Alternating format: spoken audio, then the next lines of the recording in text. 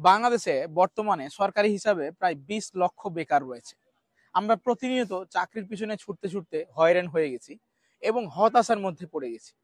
তবে ঠিক এরকম হতাশা থেকেই আমাদের সাফল্য দেখা পেয়েছে ফ্রিল্যান্সিং করে। পদ্মাপাড়ের আজকের ছেলের সাথে গল্প করব এবং পরিচয় হব আমাদের সাকসেস স্টুডেন্ট মুরাদের সাথে। মুরাদ, কেমন আছো? আসসালামু আলাইকুম স্যার, ভালো আছেন? আলহামদুলিল্লাহ ভালো আছি। তো এই যে তুমি ফ্রিল্যান্সিং করে এখন বর্তমানে তোমার নিজের সংসারের হাল ধরেছো, নিজের পড়াশোনার খরচ চালাচ্ছ, মাসে 70-80 হাজার টাকা তোমার আয় হচ্ছে। তো শুরুর দিকটা যখন তুমি শুরু করেছিলে ফাইবার জি আউটসোর্সিং এর সাথে, তখন তোমার কেমন ছিল? স্যার, আমি শুরু করছি হচ্ছে ফ্রিল্যান্সিংটা 2021 সালের লাস্টের দিকে। প্রথম প্রায় 2 মাস আমি নিজে চেষ্টা করছি। প্রথম যে কোনো প্রজেক্টে আর কি একটা জিনিস শেখার জন্য মানে একটা শিখতাম, পরে অন্য একটা জিনিস শিখে যেতাম, মানে ফোকাস ধরে রাখতে পারতাম না।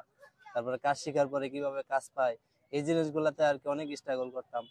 পরবর্তীতে 2022 সালের জানুয়ারি মাসে আপনার একটা ইউটিউব ভিডিও দেখি কিভাবে ক্লায়েন্টকে রিসার্চ করা যায়, ম্যানেজ করা যায়। ওই ভিডিওটা দেখার পর থেকে আপনার প্রতি আগ্রহ হওয়া, আপনার কোর্সে আগ্রহ হওয়া। তো সেখান থেকে এই 2022 সাল থেকে এই পর্যন্ত আপনার সাথে থাকা, একসাথে কাজ করা, একসাথে অনেক কিছু শিখছি, একসাথে কাজ করছি।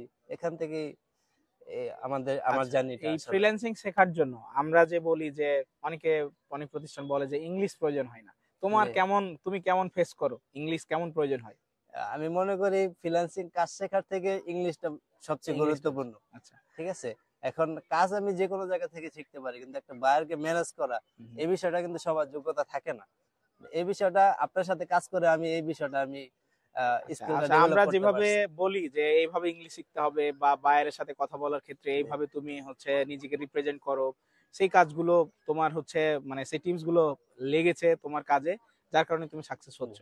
আচ্ছা, এখন তোমার নতুন যারা অনেকে আছে মানে জি ফ্রিল্যান্সিং শেখার ক্ষেত্রে, তারা তাদের কি করণীয় উচিত? সাকসেসটা কিভাবে হবে বলে তুমি মানে মনে করো? তুমি তো প্র্যাকটিক্যালি কাজ করছো জি জি মার্কেট প্লেসের বাইরে, এখন মূলত তোমার বেশি, যেমন আমরা সবসময় বলি যে হুম, একটা স্টুডেন্টকে শুধু মার্কেট প্লেসে ফোকাস না করে মার্কেট প্লেসের বাইরে কিন্তু ফোকাস করতে জি হবে। জি জি কারণ মার্কেটে অনেক কম্পিটিশন থাকে বা একই কাজের হচ্ছে মূল্য পাওয়া যায় না সঠিক। জি তবে জি জি মার্কেট প্লেসের বাইরে কিন্তু সঠিক মূল্যটা পাওয়া যায়। জি তো মার্কেট প্লেসের বাইরে কাজ পাওয়ার জন্য তুমি কোন কাজগুলো বেশি করো? মানে কিভাবে কাজ পাওয়া যায় এই জিনিসগুলো আমরা যেভাবে টিপস দেই সেগুলো জি অ্যাপ্লাই করে কি কাজ পাচ্ছ, নাকি তোমার নিজের কোনো ক্রিয়েটিভিটি আছে? না, এই এই কাজ পাওয়ার ক্ষেত্রে আমার একটা বিষয় বলি।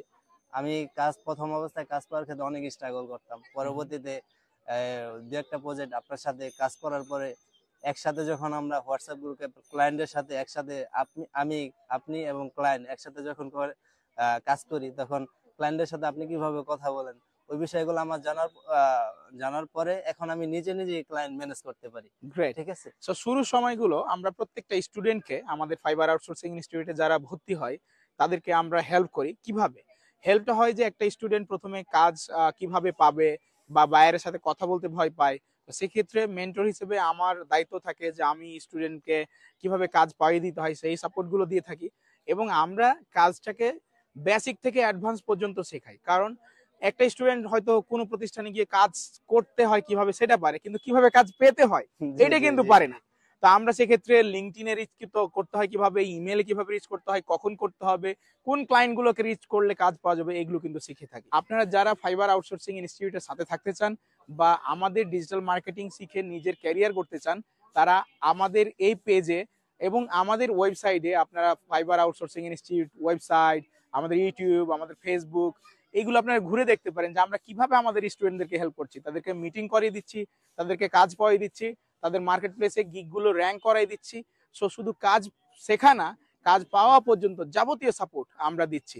সো আমাদের মুরাদ তার জীবনের হচ্ছে সফল হয়েছে ফ্রিল্যান্সিং করে। সে এখন অন্তত অনার্সে ফার্স্ট ইয়ারে পড়ে সে নিজেকে স্বাবলম্বী করে তুলেছে শুধুমাত্র ফ্রিল্যান্সিং শিখে এবং ঘরে বসে থেকে।